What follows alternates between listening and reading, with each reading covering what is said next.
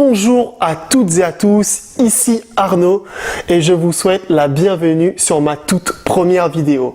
Aujourd'hui, je vais vous présenter en 3 grands points comment créer du contenu efficace pour vos réseaux sociaux.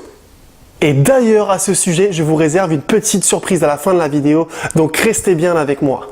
Et si j'ai choisi ce sujet tout particulièrement pour ma première vidéo YouTube, c'est parce que les problématiques en rapport avec celui-ci sont celles que je rencontre le plus dans mon métier.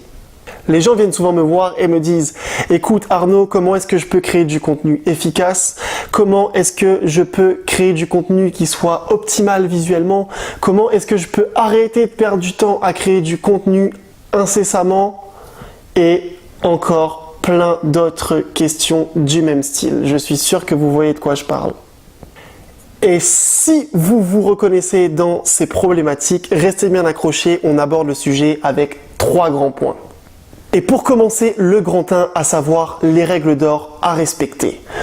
Tout d'abord, sur le fond, il va falloir que votre contenu soit pertinent. C'est-à-dire qu'il faut que votre contenu traite d'un sujet qui parle aux cibles que vous voulez atteindre en fonction de la niche que vous occupez. Je vais faire plus simple. Admettons que vous vendiez des articles de sport. Et bien, si vous vendez des articles de sport, vous allez faire de la pub auprès des gens qui aiment le sport. Forcément, vous n'allez pas aller chercher les gens qui aiment faire de la musique ou les gens qui aiment manger ou les gens qui aiment, je ne sais pas moi, écrire, etc. D'accord? Donc, il faut du contenu pertinent qui puisse parler à votre audience, en tout cas l'audience que vous souhaitez attirer. La seconde règle d'or à respecter, c'est pour la forme, le visuel, à savoir les 80-20. 80-20, c'est quoi? On ne parle pas ici des 20-80 de Pareto, mais on parle des 80-20 du visuel, du contenu. 80% de visuel pour 20% d'écrit. Donc c'est une règle générale, d'accord? Je dis bien générale, qui veut dire que toutes vos publications, qu'elles soient vidéo ou images, il faut qu'il y ait à peu près un pourcentage de 80% de visuel pour 20% d'écrit. Admettons, si quelqu'un publie une photo de motivation, parce que ça se fait beaucoup, donc je suppose que ça parle à tout le monde, même si je ne suis pas très fan de ce type de contenu. Donc on va prendre la photo de motivation, derrière je vais mettre un fond d'une photo attrayante, et puis je vais mettre un bloc de texte par-dessus la photo. Est-ce que vous avez envie de lire ce type de publication? Je ne crois pas, non, parce que déjà c'est brouillon, et puis en plus c'est tout serré, c'est pas beau. Pareil, si je vous publie une photo de la Tour Eiffel, pour vous dire que c'est la Tour Eiffel et que je vous écris un pavé de 50 lignes dessous, je pense pas que vous allez le lire, à part si je vous raconte vraiment une anecdote incroyable par rapport à la Tour Eiffel, évidemment. Donc cette méthode des 80-20, comme je dis, c'est général. Mais effectivement, si vous avez quelque chose de concret à dire ou à raconter sur votre publication, ne vous limitez pas à ça. Mais pour les publications classiques, on va dire les publications que vous allez utiliser pour meubler vos pages, comme par exemple les publications de motivation qui, même si je l'ai déjà dit, je les aime pas, sont un très bon exemple niveau représentatif, eh bien c'est comme ça qu'il va falloir faire. 80% de visuel pour 20% de texte. Le deuxième grand point, l'astuce ultime pour créer du contenu facilement et rapidement. Est-ce que vous avez déjà entendu parler de la pyramide de contenu ou du schéma de contenu type? Sinon, il faut absolument que vous alliez voir ça. Et si oui, j'espère que vous l'utilisez. En gros, qu'est-ce que ça dit? C'est une méthode de réflexion, on va dire, ou une méthode plutôt visuelle de penser son contenu. Dans le sens où un type de contenu que vous allez créer, un seul contenu, donc admettons pour moi cette vidéo YouTube, pour prendre un exemple concret, va vous permettre d'être divisé, d'être scindé en plusieurs autres types de contenus. Donc par exemple, pour reprendre ma vidéo YouTube, avec ça, je vais faire quoi? Je vais pouvoir faire un article de blog sur le même sujet, je vais pouvoir faire un podcast sur le même sujet, je vais pouvoir faire une story sur Instagram sur le même sujet, je vais pouvoir faire des publications où je vais écrire, comme je vous disais tout à l'heure, des pavés éducatifs sur le sujet, etc., etc. Et bien là, c'est exactement ce principe-là. pyramide de contenu ou le schéma de contenu, c'est vous avez un type de contenu au top.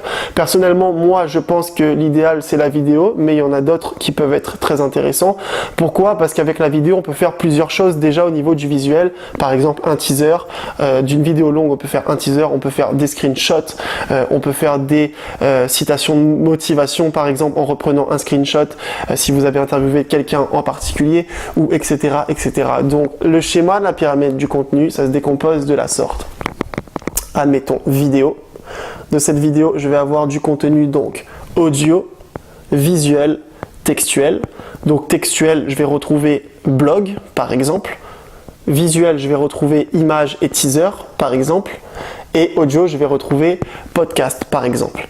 Et puis la liste est longue évidemment, je ne vais pas tous les énumérer, mais une fois que vous avez compris que sous chaque type de contenu, vous pouvez décomposer en plusieurs familles qui sont visuelles, audio et textuelles, vous pouvez faire ce que vous voulez. Et en plus, comme vous partez d'un contenu qui de base est pertinent et efficace parce que vous l'avez préalablement choisi en amont, et bien vous savez que tous les contenus qui vont découler de ça seront eux aussi pertinents et efficaces. D'ailleurs, toujours à ce sujet, si vous n'avez pas vraiment retenu ou si vous ne comprenez pas trop, parce que oui, expliquer ça comme ça dans les airs, c'est assez vague, ne vous inquiétez pas, j'ai une petite surprise pour vous à la fin de cette vidéo et je vous le garantis, ça va vous être très utile.